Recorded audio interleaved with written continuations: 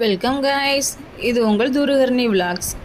இன்றைக்கி நம்ம சேனலில் என்ன பார்க்க போகிறோன்னா சிக்கன் 65 செய்வது எப்படின்னு வாங்க பார்க்கலாம். நான் 300 கிராம் எலும்பில்லாத சிக்கனை எடுத்து சின்ன சின்ன பீஸாக கட் பண்ணி கழுவி வச்சுருக்கேன். அது கூட 65 மசாலா 2 டீஸ்பூன், சால்ட் 1/2 டீஸ்பூன், இஞ்சி பூண்டு பேஸ்ட் 1 டீஸ்பூன், முட்டை 1, எல்லாத்தையும் சேர்த்து நல்லா மிக்ஸ் பண்ணிக்கலாம். அது அப்படியே ஒரு மணி நேரத்துக்கு அப்படியே இருக்கட்டும். இப்போ 1 மணி நேரம் ஆயிடுச்சு. இப்போ அது கூட நம்ம கார்ன்ஃப்ளவர் மாவை ஆட் பண்ணிக்கலாம். நான் 3 டீஸ்பூன் ஆட் பண்ணியிருக்கேன். நல்லா மிக்ஸ் பண்ணி விட்டுக்கலாம். இப்போ ஒரு கடாய் எடுத்து கடாய் சூடான உடனே நம்ம கொஞ்சம் ஆயில் சேர்த்துக்கலாம். ஆயில் நல்லா ஹீட் ஆகட்டும்.